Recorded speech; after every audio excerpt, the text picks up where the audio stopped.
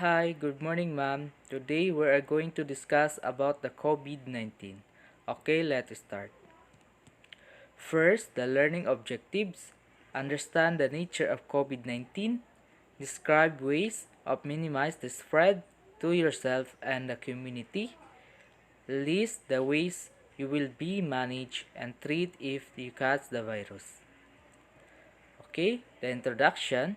The coronavirus disease 2019 COVID-19 pandemic has caused a sudden significant increase the hospitalization and phenomena and with the multi-organ disease. When we say the coronavirus is a large of family viruses that are known to cause illness ranging from the common cold to more severe disease, such as Middle East Respiratory Syndrome, MERS, and Severe Acute Respiratory Syndrome is SARS. Next is what is COVID-19. COVID-19 is affect different people in a different way. Most affected people will develop mild to moderate illness and recover without hospitalization. When we say the coronavirus is a threat that spread mainly from person to person between people who are in close contact with one another within about 1 to 2 meters. Coronavirus can also cause the variety of disease, farm animals, and democratic fate. Pathophysiology. Coronavirus are large enveloped single-stranded RNA viruses found in a human and other mammals and such as dog, cat, chicken, cattle, pig, and bird. Coronavirus cause respiratory, gastrointestinal, and neurological disease. There are two causes of COVID-19. First is a severe acute respiratory syndrome related coronavirus SARS-CoV and Middle East Respiratory Syndrome related coronavirus MERS-CoV.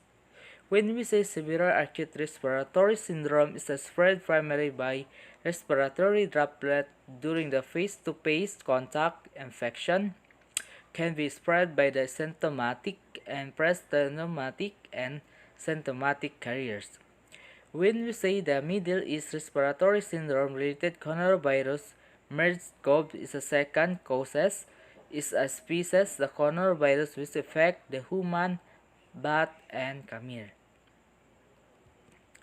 Next is a clinical manifestation. Most common symptom. Ito yung first nangyayari sa atin kapag tinapuan tayo ng virus ng COVID-19. First symptom, fever, look this picture, and cough, tardiness, loss of taste or smell. Next is the less common symptoms nangyayari sa atin, sore throats, headache, asthma, and pain, diarrhea, a rash or skin or discoloration of finger or toes, red or irritate eyes.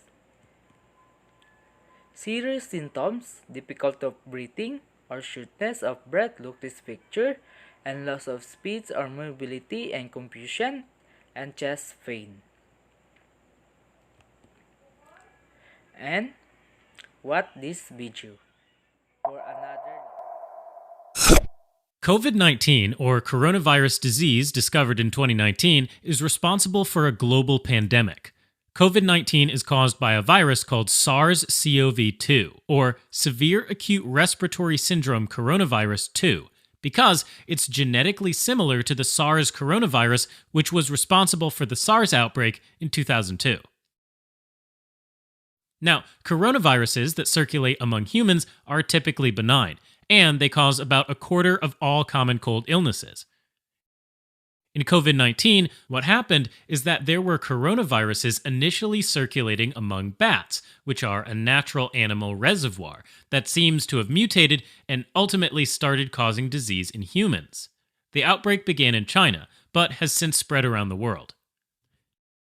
Worldwide, as of August 1st, 2020, or roughly 8 months into the outbreak, there have been about 18 million confirmed cases of COVID-19 and 681,000 deaths, resulting in a fatality rate of approximately 4%. However, current studies suggest that the actual fatality rate is likely to be lower, around 0.7%. The reason for this is that there are a lot of undiagnosed COVID-19 cases, which makes the actual number of cases go up. Many of these are asymptomatic carriers. In fact, the National Institute of Allergy and Infectious Diseases has estimated that 25 to 50% of the cases may remain asymptomatic. During this worldwide pandemic, there are many lessons to be learned from how different countries have responded to the disease. To explore that, let's use an epidemic curve which shows the number of new cases in a country seen each day. The horizontal line represents the capacity of the healthcare system within that country. Healthcare capacity accounts for things like the number of beds and ventilators, as well as the number of healthcare workers and resources like personal protective equipment, or PPE, they have available. Usually, the healthcare system is working near full capacity. So, when a pandemic like COVID-19 breaks out, even a relatively small increase in the number of patients can overwhelm the healthcare system. So, the two strategies to tackle this problem are to flatten the curve and raise the line. Flattening the curve is focused on diminishing the total number of people that get sick and slows down the rate at which new people get sick, while raising the line helps to actually increase healthcare capacity. Let's take a look at how different countries apply these two strategies, starting with China, the first country to deal with COVID-19. China informed the World Health Organization about COVID-19 on December 31st, 2019. A few weeks later, on January 24th, China aggressively tried to flatten the curve by placing a major lockdown on the Hubei province, and then issued a similar lockdown on other regions within China. Authorities forced residents to stay at home, except for essential activities like going to the pharmacy or getting groceries. Non-essential businesses and schools were shut down, public transportation was shut down, and roads between cities were blocked off. Going even further, some communities enforced a system by which there was only one entrance and exit, and everyone passing through was screened for symptoms of COVID-19. If anyone in the community tested positive, the entire community might be quarantined. In all, this affected 15 cities and about 57 million people. The measures were swiftly enacted and strictly enforced, and 12 days later, on February 5th, the exponential growth broke, and the number of new cases started to fall off. Meanwhile, given how many cases there already were at that point, China made efforts to raise the line. They built multiple hospitals dedicated to COVID-19 patients, and flew in doctors and nurses from less affected regions of the country to staff these hospitals, and kept them protected with well-designed PPE that covered them from head to toe. By March, the economy began to return to normal, and China was seeing more cases of COVID-19 from travelers than from their citizens. Now, let's look at South Korea, which took a slightly different, yet equally effective strategy. To flatten the curve, they implemented mass testing that was free, easy, and accessible. They offered drive-through testing stations, where people were tested inside their car. They also had phone booth-like testing areas where the person walks in, gets tested, and walks out. South Korea was performing 15,000 tests per day by July 29th. They had tested around 1,547,307 people out of a population of 51 million, which works out to 1 out of every 33 people. Those who tested positive were either sent to a hospital if their symptoms were severe, or to a quarantine facility if the symptoms were more mild. At the same time, public health workers conducted contact tracing for every case to track down individuals that might have been exposed to the virus. Because South Korea had such a thorough understanding of who did and didn't have COVID-19 and where they had been, the lockdown was effectively done at the level of the sick individual, rather than at the societal level, like in China. Given the forewarning that South Korea had about the disease and the aggressive efforts around case identification, their healthcare system was well prepared for the patients, and had the resources to keep healthcare workers safe. Next, let's look at the United States, which has the most cases in the entire world, and where the number of cases continues to rise quickly. In terms of testing, based on August 2nd data, the US has about 52,942,145 people tested out of a population of over 332 million. which works out to 1 out of every 6 people. Even though this testing rate is quite high, most often the results take days to come in or are unavailable altogether. This means that by the time the test results are ready, the infected person has already gone about spreading the virus to others. In addition to the absence of widespread testing to identify which individuals need to be isolated, only some United States have mandated a lockdown, and even when it's applied, there's been minimal enforcement.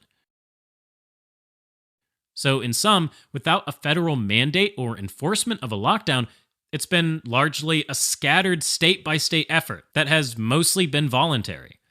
In terms of raising the line, healthcare workers have generally had inadequate PPE, especially N95s, to feel safe, and as a result, hundreds of physicians and nurses have gotten ill or been quarantined.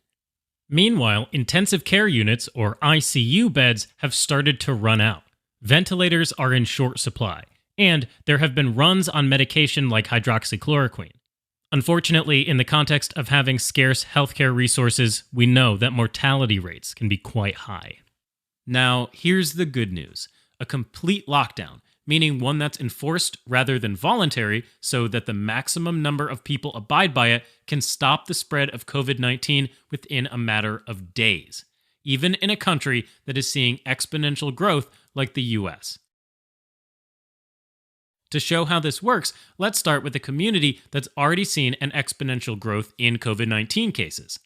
Most folks with COVID-19 have mild symptoms, or have just gotten it and haven't begun showing symptoms yet. There are 2 options at this point.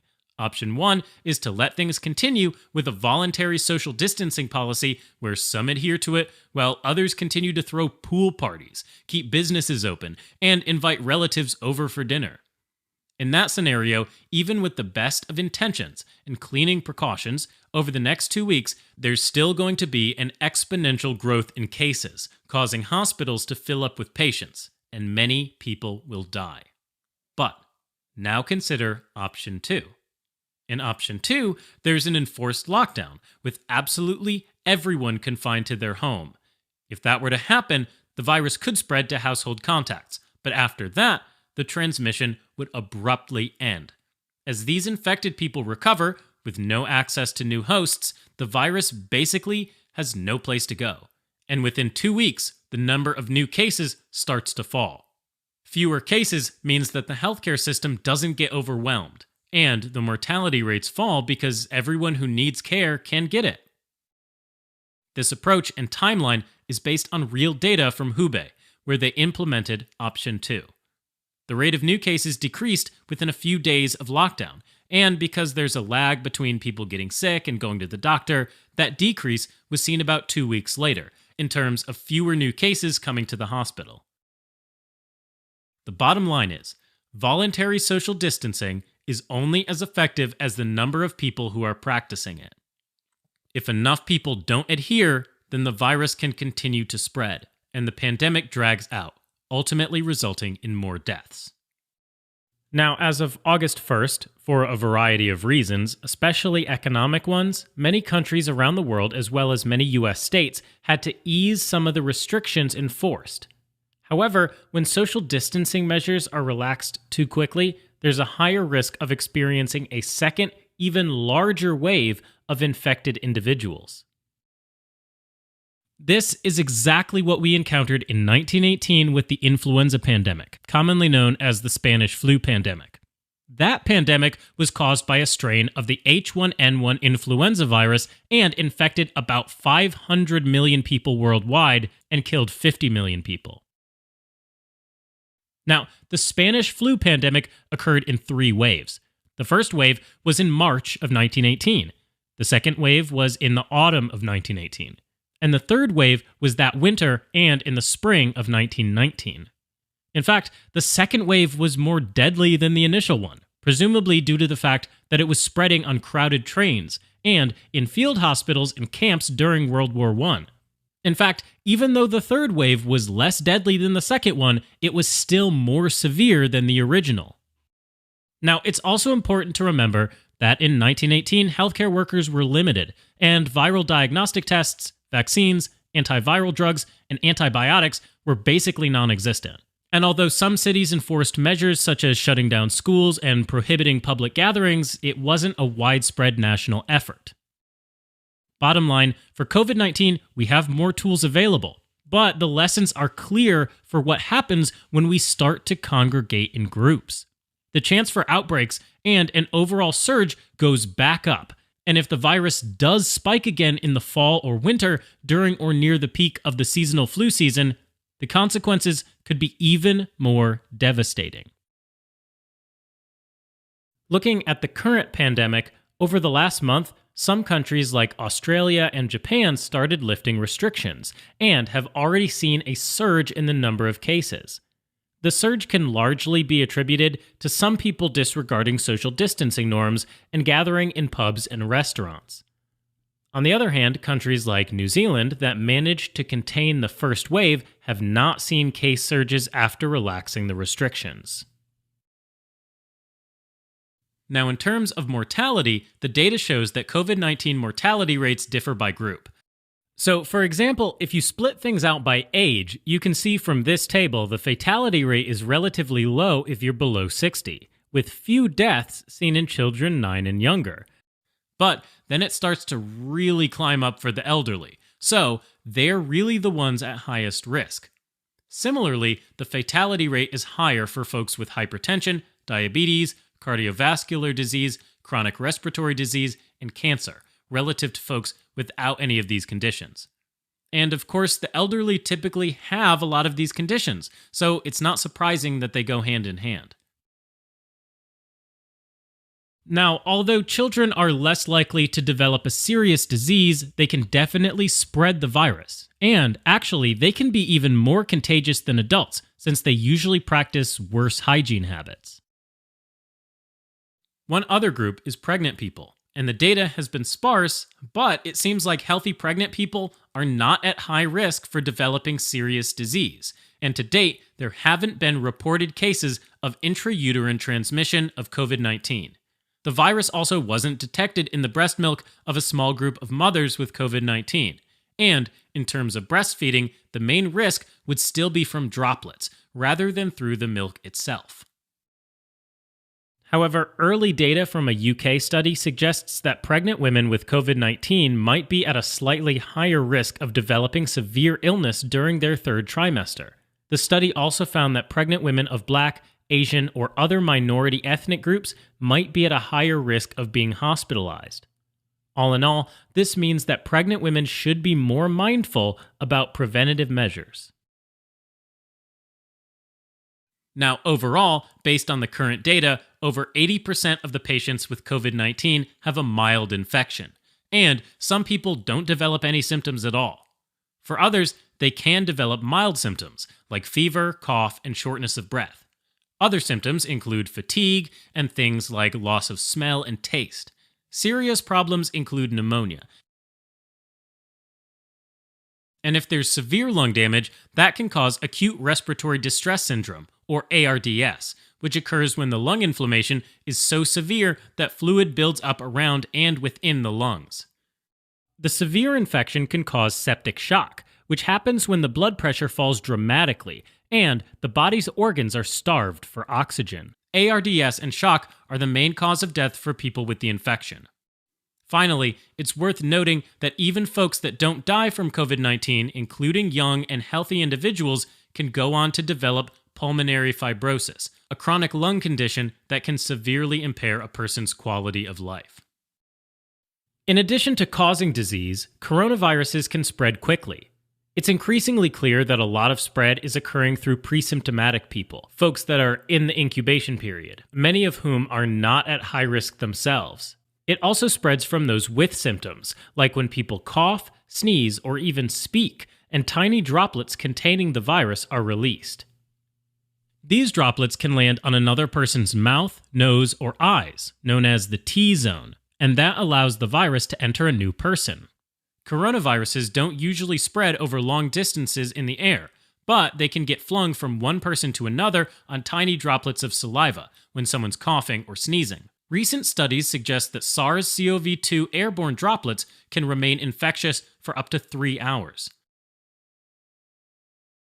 In addition, the SARS-CoV-2 virus can also survive on surfaces.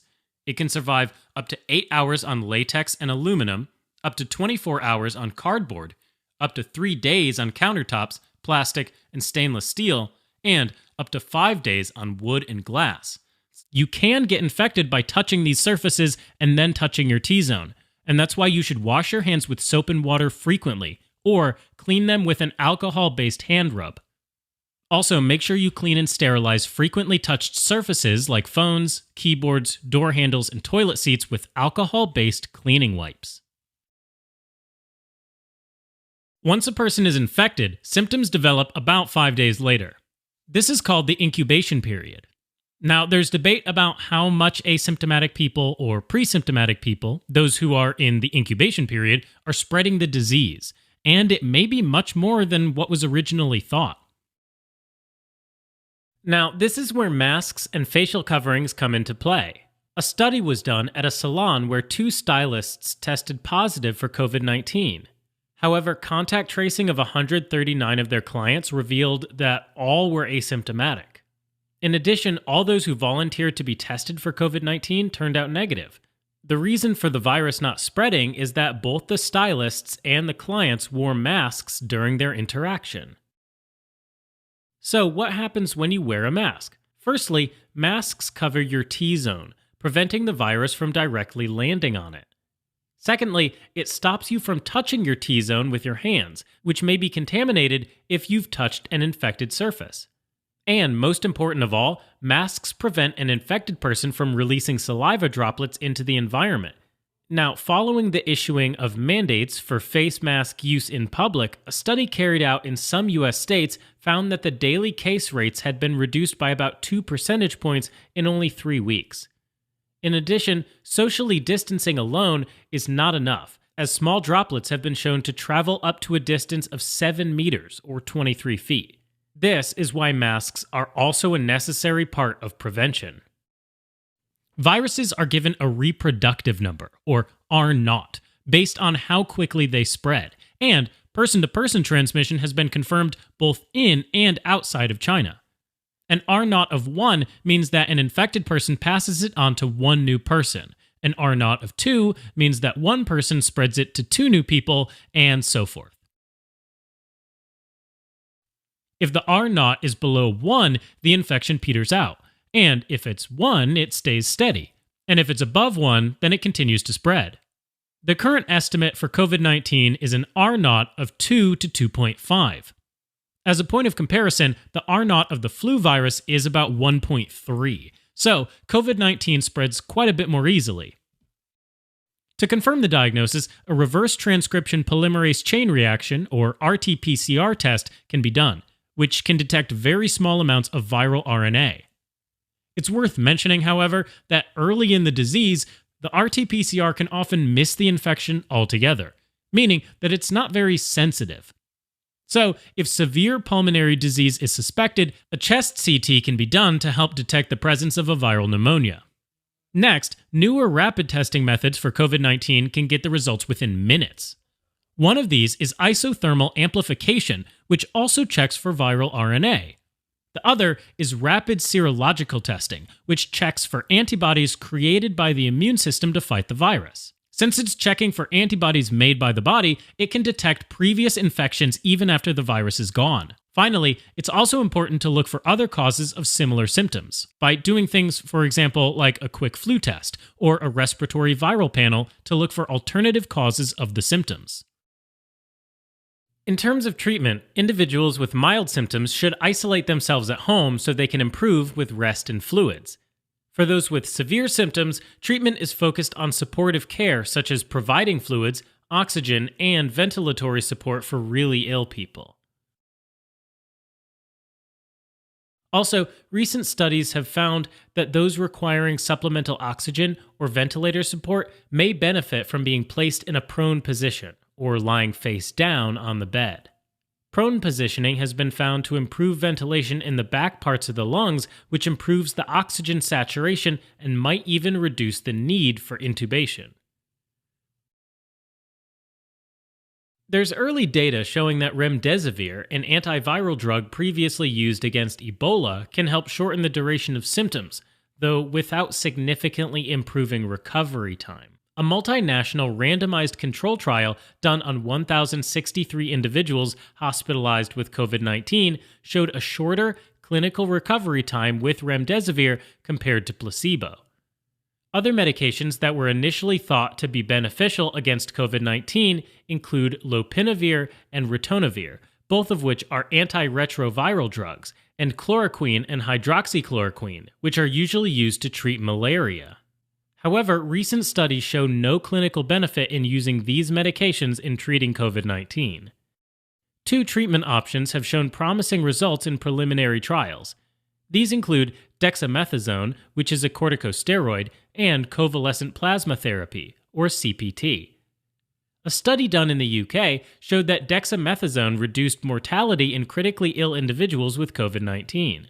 On the other hand, convalescent plasma therapy is based on the principle of transfusing infected individuals with the plasma of someone who has already recovered from COVID 19. The anti COVID 19 antibodies in the plasma provide passive immunity to fight the infection. Although the efficacy of CPT in treating COVID 19 is still not clear, there has been increasing evidence to suggest that it's safe. To back this up, a recent study done by the Mayo Clinic showed that CPT causes severe adverse reactions in less than 1% of transfusions.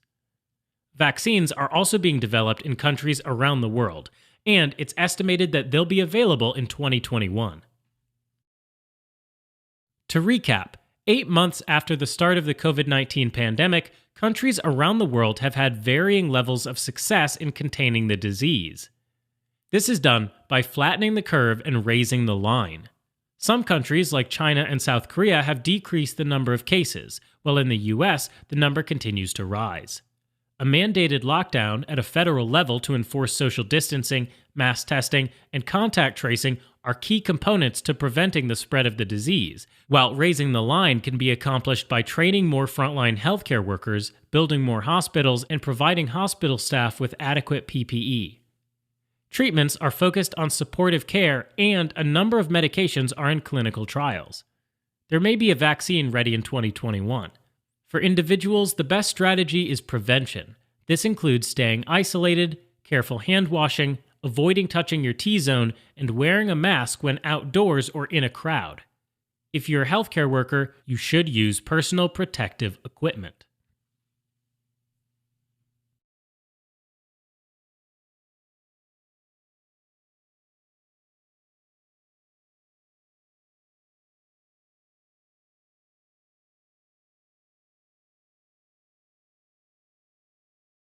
Today, we are going to discuss you about the assessment and diagnosing findings the COVID-19. The diagnosing and assessment: first, laboratory for check for the IV of the blood or swab test for the patient, and prevention like hand washing, and imaging for the X-ray and therapy, and life support like oxygen. Next is checking for the patient like a blood test and swab test, and then medical management, clinical management of the COVID-19 include the infection prevention and control measure and supportive care, including supplemental oxygen and mechanical ventilatory support when indicated. Next, prevention, to protect yourself and others around by knowing the fact and taking appropriate precaution. There are steps for the prevention to protect the self and to avoid the viruses.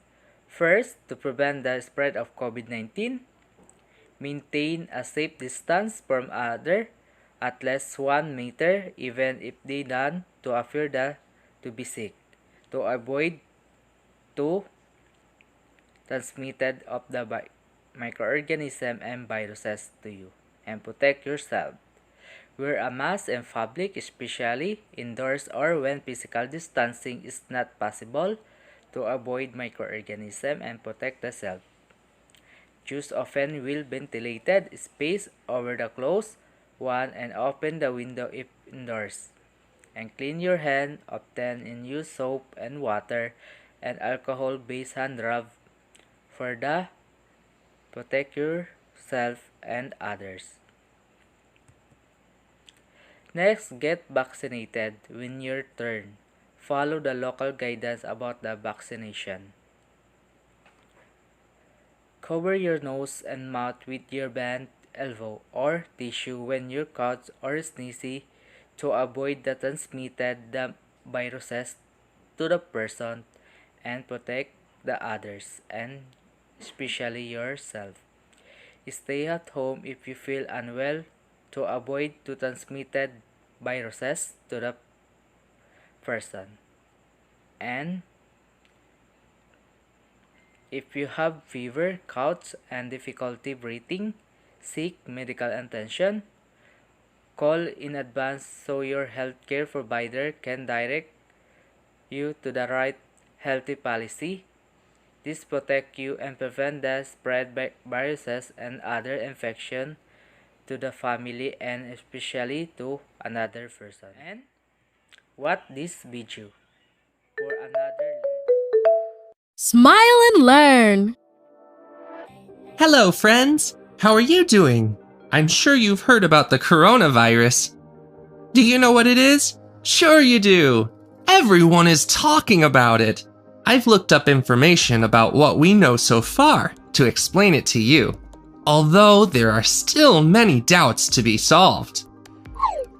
COVID-19 is a disease caused by a virus, which belongs to the family of coronavirus.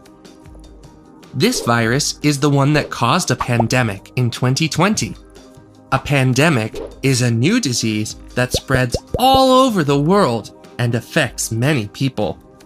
So far, we have observed that this virus can spread very easily via vectors like objects we have touched, through sneezing or coughing. This can cause many people to get sick during the process of transmission. That's why the disease has spread worldwide. As you know, the important thing now is to look after ourselves and others. That's why many measures have been taken. To avoid the spreading of the virus, it is advisable to follow some hygiene standards. Wash your hands very often or use hydroalcoholic gel. Did you know that this way the material that envelops the virus is broken? If this material is broken, the virus can't infect the cells. Be careful with the objects you touch, and avoid touching your face.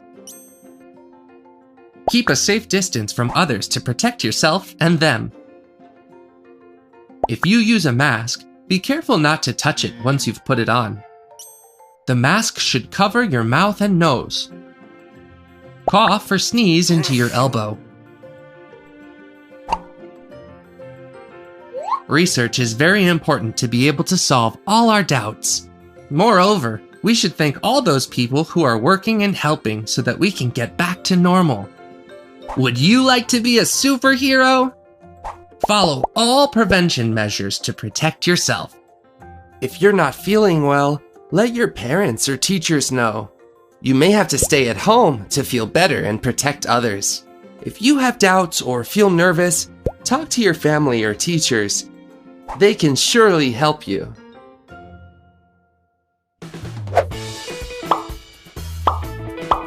Did you like the video? Next is a clinical management of COVID-19. Nursing management. The creation, clear, nursing manage, and guideline can help the nurse offer better care for patients with COVID-19 and optimize the patient outcomes. For the nursing assessment for the patient, careful assessment is essential in the evaluation of management of patients who may have COVID-19, in particular in those with fever, acute respiratory illness, and other symptoms of infection. For the assessment of this patient, this should include, there are two. First, travel history. Should include the travel to other countries, state, or site for active COVID-19 cases resources. Next is a physical examination for the patient to careful documentation of the patient's sign and symptom which may develop 2 to 14 days after exposure to the viruses. The Center of Disease Control and Prevention (CDC) lists following the symptom COVID-19, like a fever, chill, cough, dyspnea, headache, and fatigue and myalgia. Next is the nursing diagnosis.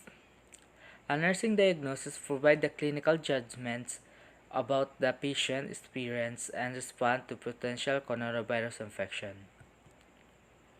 Okay, these are tips for nursing diagnosis for the patient with COVID-19 can include: first, possible explore to the viruses that cause COVID-19, and the patient level of knowledge about the transmission of COVID-19, fever, impaired breathing pattern related to shortness of breath, and anxiety associated with unknown etiology of the disease.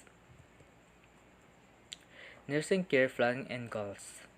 Establish the nursing care plan and goals can help to improve the patient outcome and decrease the transmission of COVID-19 and to protect your family and others person to avoid transmission the viruses. Major nursing care plan and goals for COVID-19 may include: establish the goals intervention, assess the the skin integrity risk, fatigue, impaired comfort, gas exchange, nutritional needs, and nausea. The next is prevent the spread of coronavirus infection to the patient, family members, community, and healthcare providers. You're reducing fever and restoring the normal respiratory pattern. Is anxiety with a relative common in COVID-19 patient with a combination of anxiolytic medication, physiotherapy that include the relaxation technique and breathing exercises and encouragement. Nursing intervention. Based on the nursing intervention based assessment data, nursing intervention for COVID-19 should focus on monitoring vital signs, maintaining respiratory function, managing hyperthermia, and reducing transmission. First, nursing intervention. Monitor the vital signs of the patient and monitor the vital signs. When we say it's a particular temperature and respiratory rate and fever, dyspnea, and common symptom of COVID-19. The normal vital sign is for the adult 120/80.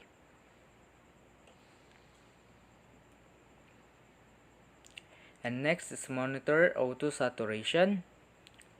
Is a measure with the pulse estimate should be 94 or higher. Patient with the COVID-19 symptoms can develop hypoxia with values dropping in low warrants supplement oxygen. For the normal of saturation is for the pulse is 80 to 100 for the adult. And maintain the and manage the fever. Use the appropriate therapy, hyperthermia, including adjusting the room temperature and limiting exercise, clothing, and cover using the cooling mattress, applying cold pack to major blood vessels, starting the increasing the intravenous IV fluids. At the allowed administering antibiotic medication, prescribe and reading oxygen therapy with respiratory problems, sorting of metabolic demands and oxygen and fiber. Manage the fiber of the patient if high.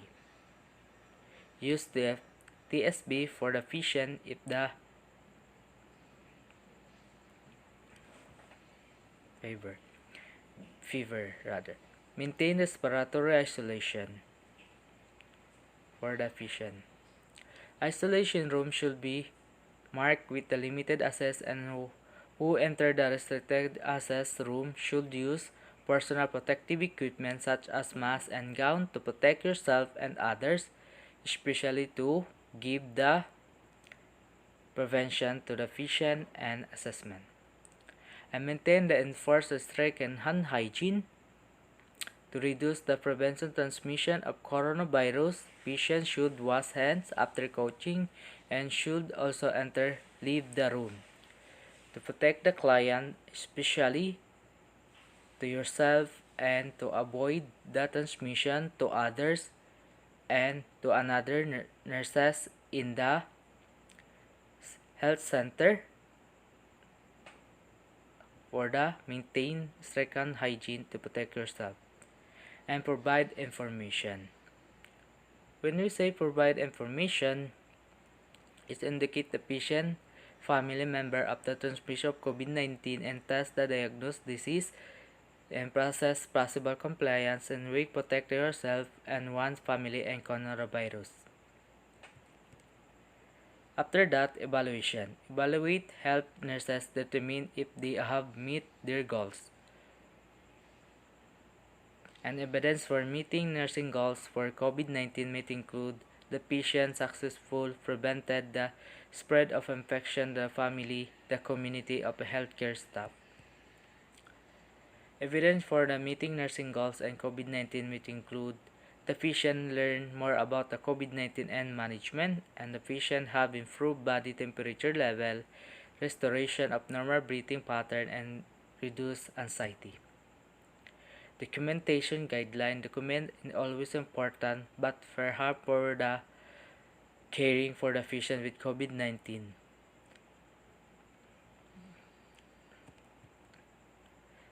For the guideline for documentation, the patient include first, individual finding including the anxiety and internal factor affecting the patient illness, interaction, nature and social change, and specific patient behavior, cultural and religious belief expressed by the patient, and patient expectation and care plan. And then, teaching the plan and expand the nursing intervention, education, information and nursing action performed. Attend of the progress toward the desired clinical outcome and fulfillment of the patient expectation. Okay, that's all. Thank you. Good morning, my name is Micah S. Aripin. My topic for today is about non-viral hepatitis. When we say non-viral hepatitis, it is an inflammation of the liver that can cause scarring on the liver or cirrhosis, liver cancer, liver failure, and death. So, may mga certain na chemicals, meron silang toxic effect on the liver and pwedeng mag-produce ng acute liver cells necrosis or toxic hepatitis when inhaled, injected parenterally, or taken by mouth. Some mga chemicals naman commonly implicated in this disease include carbon tetrachloride and phosphorus. May mga medication naman that can lead to hepatitis. Ito yung mga isoniazid, helotin, acetaminophen, methyl drops, and certain antibiotics, antimetabolites, and anesthetic agent. Number one type of non-viral hepatitis is the toxic hepatitis. It is the caused by the chemicals or drugs. Drugs that can be the prescription and over-the-counter drug that can buy, and nutritional supplements. So, at the onset of the toxic hepatitis, para rin siyang mag-resemble siya as viral hepatitis. So, kailangan i-obtain yung history of exposure to hepatotoxin, chemicals, medication, botanical agent, or other toxic agent. Dapat ma-assist siya in early treatment para ma-remove in causative agent ito. So, pag yung patient nagkaroon ng toxic hepatitis, sign and symptoms na pwedeng ma-feel ng patient are anorexia, nausea, and vomiting. Ini mga usually symptoms na ma-feel ng patient after niya mag-ingest in toxic toxic medication ito.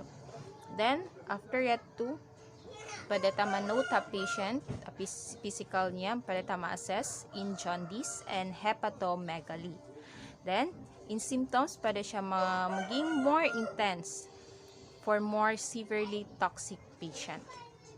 So, recovery from the acute hepatitis is rapidly if the hepatotoxin is identified early and ma-remove siya, or if the exposure to the agent has been limited. Makarecover magtuyo yung patient. Recovery is unlikely naman if there is a prolonged period between exposure and onset of the symptoms. Pag hindi agad na-detect yung symptoms and exposure doon sa toxic, magiging madidelay yung recovery niya. So, there are no effective antidotes. If there is no effective antidotes, the fever rises, the patient become toxic and frustrated. So, yung vomiting may be persistent with the emesis containing blood. Clotting abnormalities may be severe, and hemorrhages may appear under the skin. Then, in gastrointestinal symptoms niya may lead to vascular collapse. Delirium, coma, seizure develops, and within a few days, the patient may die of fulminant hepatic failure unless they receive a liver transplant. Next type of non-viral hepatitis is the drug-induced hepatitis. So, manifestation of sensitivity to medication may occur on the first day, kakitaan na, of its use or not until several months later. So, usually, in onset niya is abrupt with chills. Pwede makafeel in patient chills, fever, rashes, pruritus, arthralgia, anorexia, and nausea at the onset of the pag-take pa lang si patient si medication, ma-feel niya na yan. So, later, there may be a jaundice, dark urine, an enlarged and tender liver na magkakaroon na ng jaundice, dark urine, and enlarged or tender liver in patient. Then, after the offending medication, dapat ma-withdraw yung in offending medication niya to somehow, in symptoms, mag-gradually subside siya. However, minsan nag-stop na ako nag-take sin medication niya to na nag-cause na hepatitis.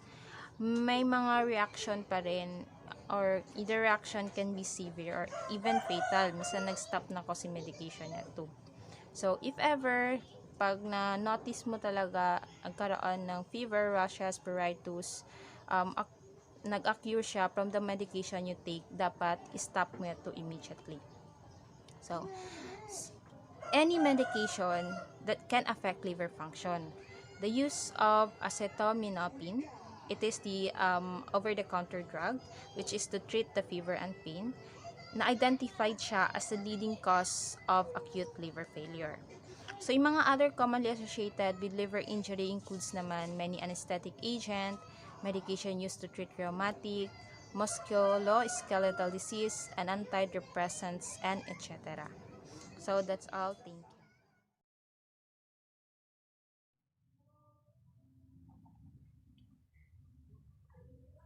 Assalamualaikum.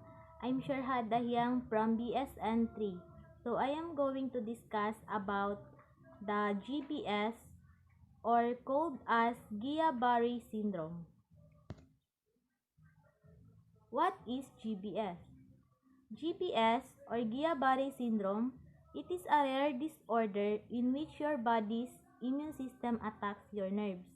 These sensations can quickly spread, eventually paralyzing your whole body. So, this kind of disorder, the exact cause of the GBS is actually unknown, but 2/3 of patients report symptoms of an infection in the 6 weeks preceding. It is included the respiratory infection, or the gastrointestinal, or the Zika virus. So, there is no known cure for Guillain-Barré syndrome, but several treatments can ease symptoms and reduce the duration of the illness. Although most people recover from the GBS, the mortality rate is about 4% to 7%. Between 60 to 80% of people are able to walk at 6 months. So, the patient may be experience lingering effects from it, such as weakness, numbness, or the fatigue. So, next is GBS may be triggered by most commonly infection with Campylobacter influenza virus, cytomegalovirus, Epstein-Barr virus, Zika virus, Hepa A, B, C, and E, HIV, surgery, COVID-19 virus, and COVID-19 Johnson & Johnson.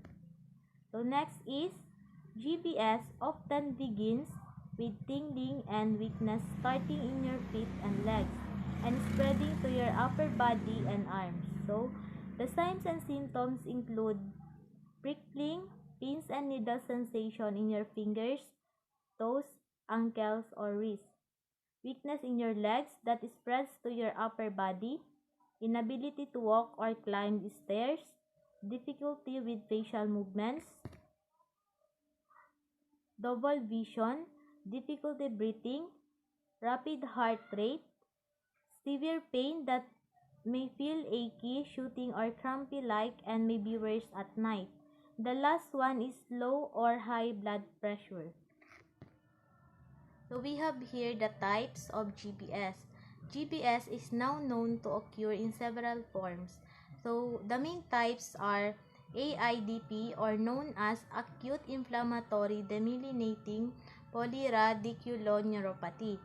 Number 2 is MFS, known as Miller-Fisher syndrome. And number 3 is AMAN, known as acute motor axonal neuropathy. And number 4 is AMSAN, is known as acute motor sensory axonal neuropathy. So for more understanding about GBS, let me show you a short video about this kind of disorder.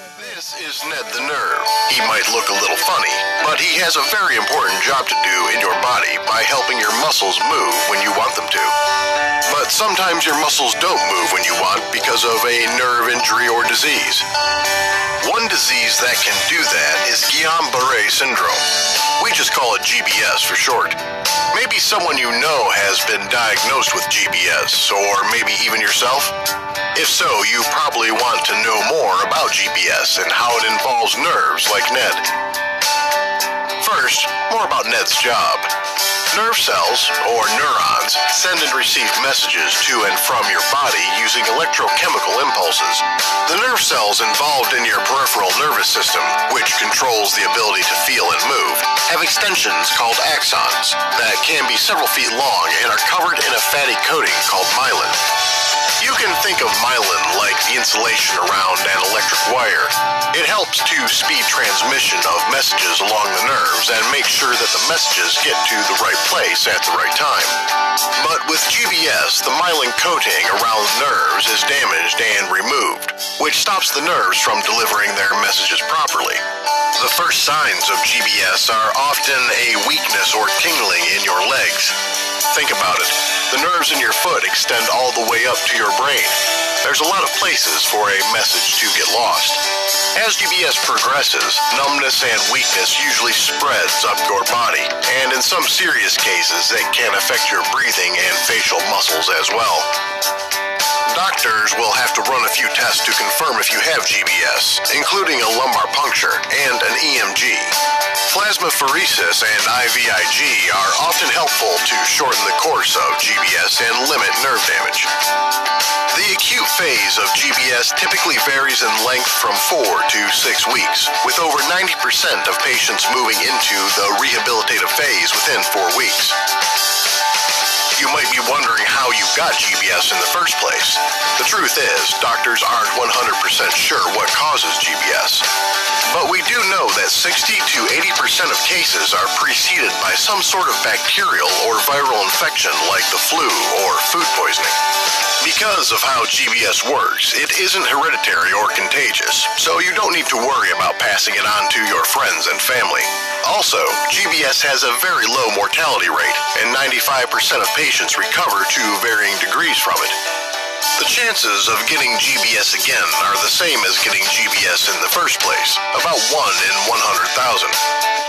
Recovery from GBS may take 6 months to 2 years or even longer, and many patients continue to have long-term recurrences of fatigue and/or exhaustion, as well as pain, numbness, and muscle aches. However, there is life after GBS, and the GBS CIDP Foundation International is committed to supporting you on your journey to recovery. The foundation has information, support services, and educational community events to help you and your family adjust to your new life. Visit our website to get connected and learn more. So that's all for the GBS.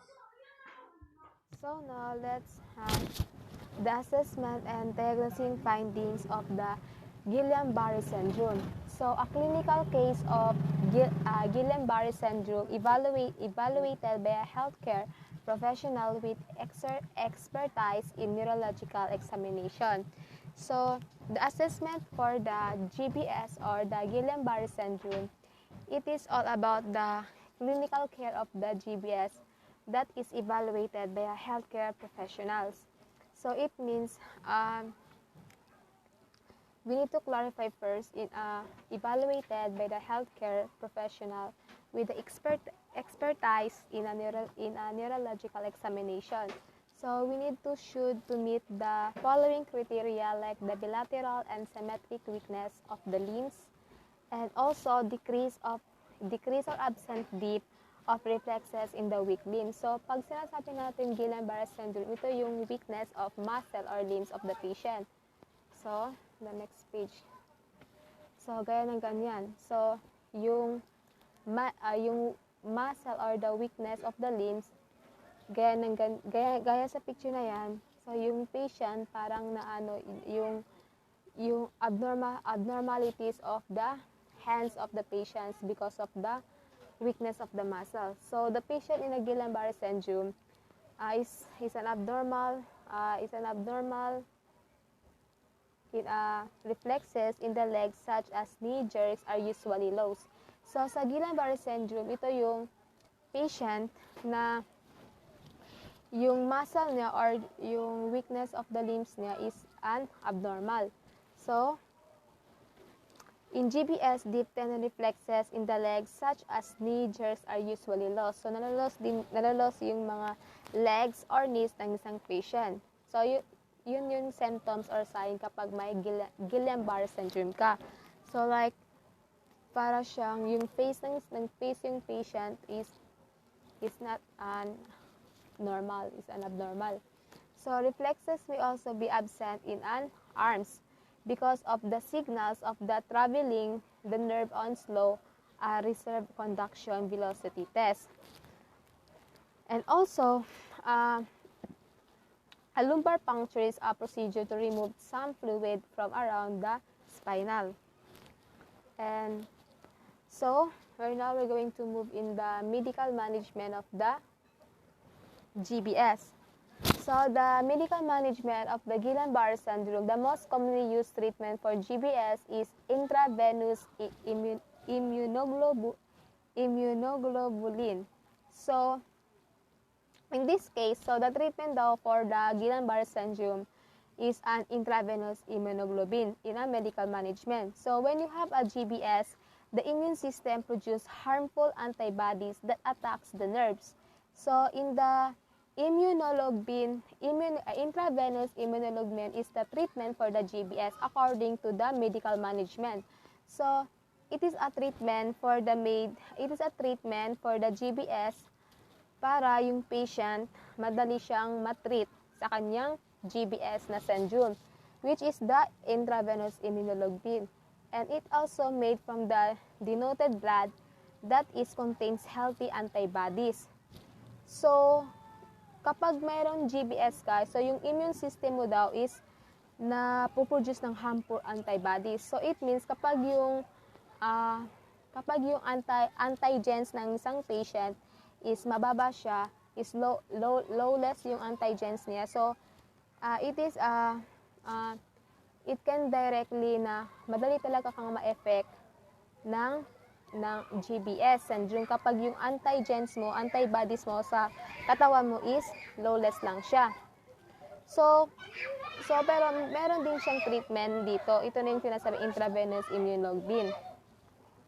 So now we're going to remove in a nursing management of the GBS or the Guillain-Barré syndrome. So, nursing care planning goals for a pediatric client with the GBS syndrome include improved respiratory function, promotion of physical mobility, prevention of contractules. So dito, as a nursing, so we need to assist the patient in a right way of caring. So kailangan natin i-assist yung patient kapag meron siyang Guillain-Barré syndrome. So as a nursing, we need to assist them in a right way of caring, also to give their medication in a orders of doctor.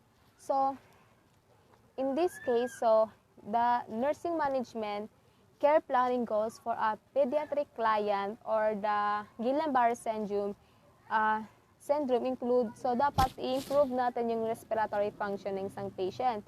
So we need to clarify that. And also the promotion of the physical mobility of the patient and to prevention of contractures, decrease anxiety and pain, and also to relieve the urinary retentions, and also the improvement of the parental care and prevention of complication. So as a nursing or as a nurses, so we need to clarify, we need to prepare first the nursing care planning for the GBS patient. So we need to check his or her health condition to list the anxiety and pain of the patient, also to relieve that in a right way, and also to improvement of the parental care, and also the prevention of complication. So the nursing management for the GBS, we need to improve the respiratory function of the patient, and also the promotion of physical mobility, prevention of contracture, to decrease the anxiety and also the pain of the patient. Para ma-less yung anxiety and also the pain na na-feel ng isang patient. So we need to assist in the right way of caring, to improve and also to treat well the patient. So that's all. Thank you.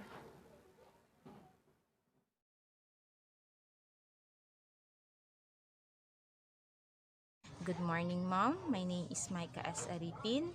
So, we are the last reporter for our group. So, our report is about the STD.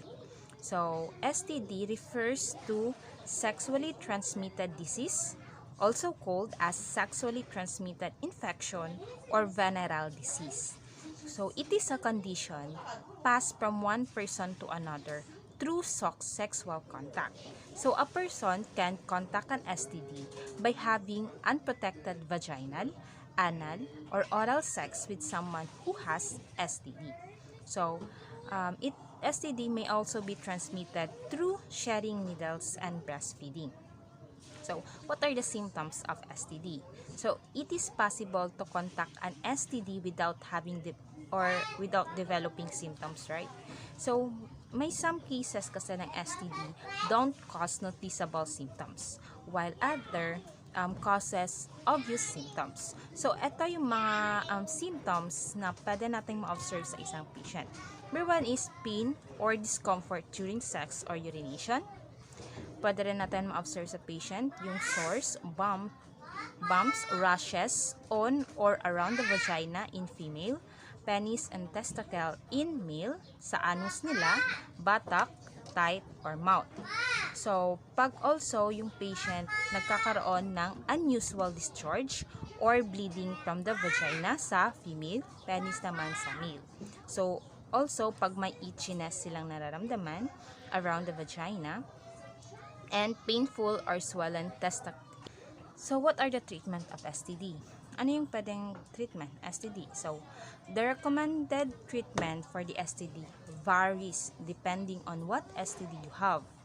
It's very important that you and your sexual partner be successfully treated for STD before resuming sexual activity. right? So otherwise, you can pass an infection back and forth between you. So for the bacterial STD, yung pwedeng maging treatment usually is antibiotics. It can easily treat bacterial infection. Like for example, types of STD you have gonorrhea, syphilis, or chlamydia. Pwede siyang matreat ng antibiotics kasi bacterial infection sila. Pag viral naman, yung causative agent, STD, antibiotic can treat viral STDs. Okay? So, most viral infection have no cure. Wala silang cure. Yung some naman can clear on their own because of boost yung immune system nila. Ganun. Pwede siyang ma-clear on their own. Yung STD. Which is the viral causative niya, yung virus. Next is, pero in many cases na nagkakaroon ng STD, which is in causative agent is virus, yung treatment niya is options available only to relieve the symptoms, para lang i-relieve yung symptoms and ma-reduce in risk of transmission. So ito yung mga type of STD na virus yung causative agent niya.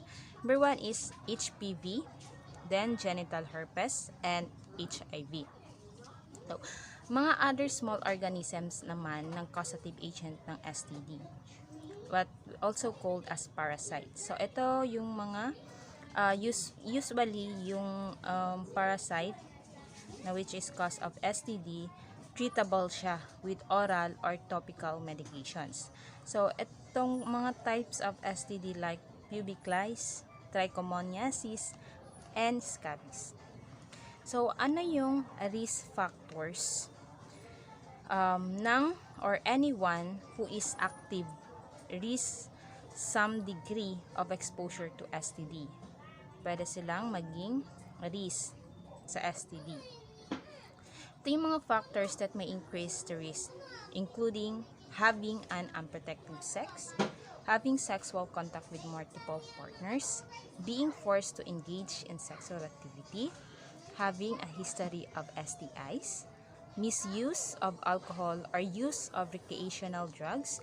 Ito yung substances na misuse natin that can inhibit our judgment, making us more willing to participate in risky behavior. Okay? Next is injecting drugs, which is the needle sharing, and being young. Kasi half of a new STD ngayon, between mga people between the ages of 15 to 24. Next is how to prevent the STD. So there are several ways to avoid or reduce your risk of STD or STI. Number 1 is abstain. It is referred to not having sex or not engage in sexual activity.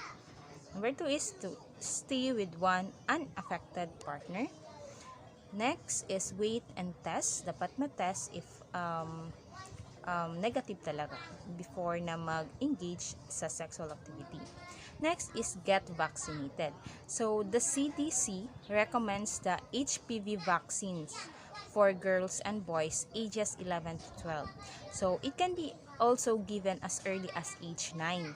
If not fully vaccinated at the age of 11 and 12, the CDC recommends getting the vaccines through age 26. Okay? So, next prevention is to use condoms and dental dams consistently and correctly. Next is don't drink alcohol excessively or use drugs. Then, that's all. Assalamualaikum. I'm Sarah Sahak. My topic is types of STD. Many different types of infections can be transmitted sexual. The most common STDs are described below. Chlamydia. A certain type of bacteria causes chlamydia. It's the most commonly reported STD among the Americans, notes the Center for Disease Control and Prevention, CDC. Many people with the chlamydia have no noticeable symptoms. When symptoms do develop, they often include pain or discomfort during sex or urinations, green or yellow discharge from the penis or vagina, pain in the lower abdomen. Next, HCV, human papillomavirus. Human papillomavirus, HPV is a virus that can be passed from one person to another through intimate skin-to-skin or sexual contact. The most common symptoms of HPV is warts on the genital mouth or throat. Some strain of HPV infection can lead to cancer including oral cancer, cervical cancer, vulvar cancer, penile cancer, rectal cancer. Next, syphilis. Syphilis is another bacterial infection. It often goes unnoticed in its early stage. The first symptoms to appear is a small round sole known as a chancre. It can develop on your genitals, anus, or mouth. It's painless but very infectious. Later symptoms of syphilis can include rash, fatigue, fever, headache, joint pain, weight loss, hair loss. Next, HIV. HIV can damage the immune system and raise the risk of contracting other viruses or bacteria and developing certain cancers. If left untreated, it can lead to stage 3 HIV known as AIDS. In the early or acute stage, it's easy to mistake the symptoms of HIV with those of the flu. For example, the early symptoms can include fever, chill, itches and pain, swollen lymph nodes, sore throat, headache, nausea, rashes. That's all. Assalamualaikum. My name is Marceline A. Hassan. So, I'm going to explain the gonorrhea. Gonorrhea is another common bacteria STD. It is also known as the clip. So, in gonorrhea is an infection caused by a sexual transmitted bacterium. So, in gonorrhea, both male and female infection. So, in gonorrhea female is affect the urethra, rectum, or truth. So in gonorrhea and also affect the cervix. And gonorrhea is most commonly spread during the vaginal, oral, or anal sex. So in gonorrhea, many people with gonorrhea develop on the symptoms, but when present as symptoms, many include a white, yellow, beige, or green color, discharge from the penis, vagina, pain or discomfort during the sex or urination than usual, itching around the genital, sore throat, and lip treated gonorrhea can lead to infection of the urethra, prostate gland, or pelvic inflammatory disease and infertility. So, it is possible for mother to pass a gonorrhea to newborn during the child. When that happens, gonorrhea can cause a serious health problem in the baby. So, in gonorrhea, bang mother mo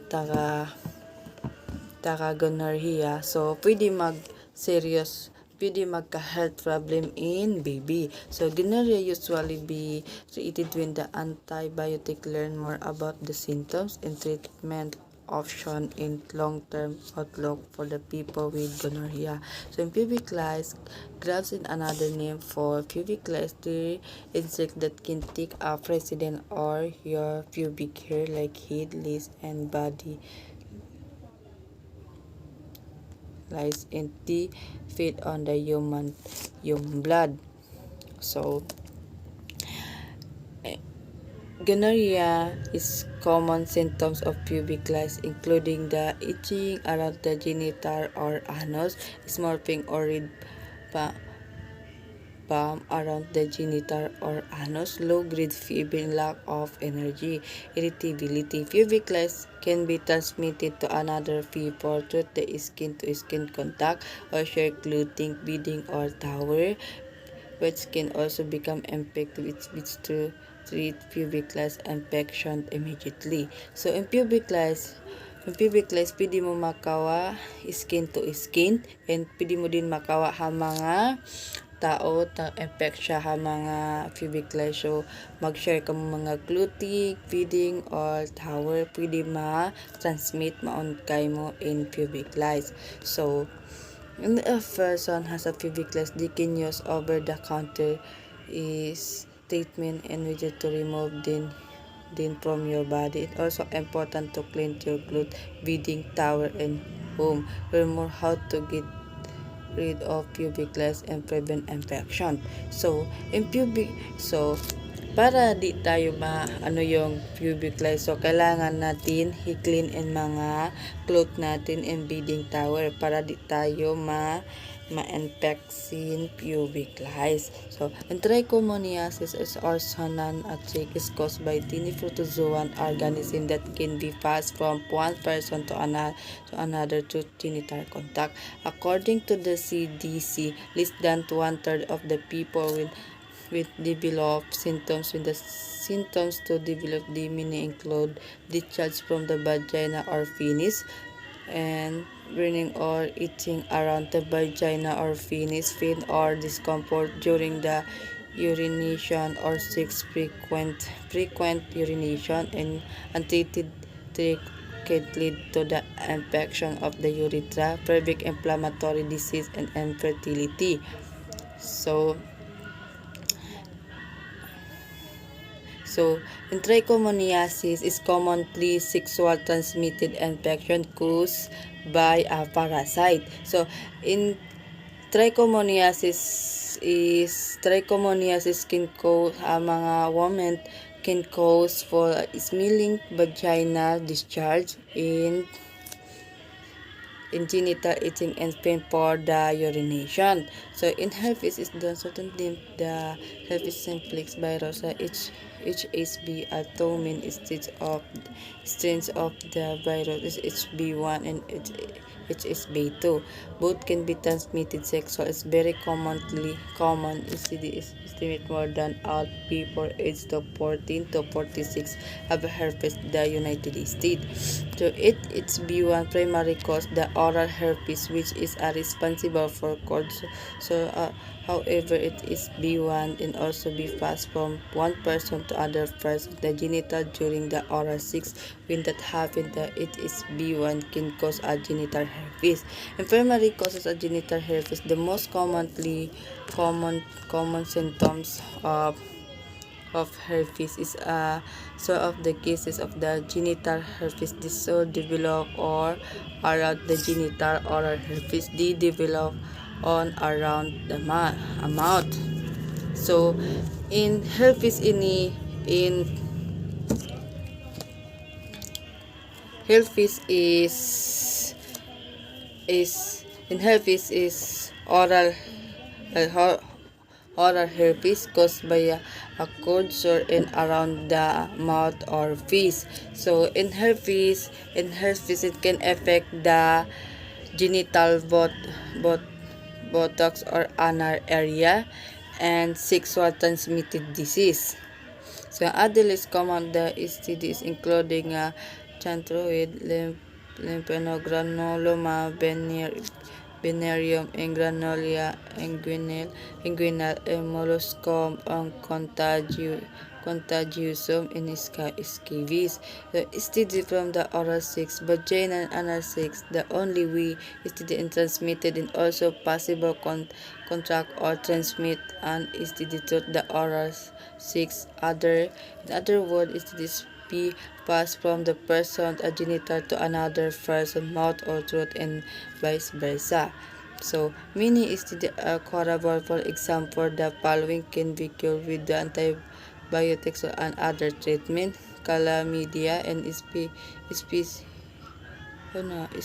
spihylis and gonorrhea, cross trichomoniasis, and other can be occurred. For example, the following STD are currently incurable: HPV, HIV, herpes. STD are pregnancy. It's possible for pregnant woman to transmit the STD to the fetus during the pregnancy or newborn. During the childbirth and the newborn during the child in newborn they can cause the complication. In some cases, they can be life-threatening. To help prevent STD in newborn, doctor often encourage the pregnant woman to be treated for the potentially. Your doctor may recommend STD testing even if you don't have symptoms. If you are positive for one, the prescribed Antiviral medication and other treatment in some cases deemed come you to give birth via cesarean delivery to lower the risk of transmission during the childbirth.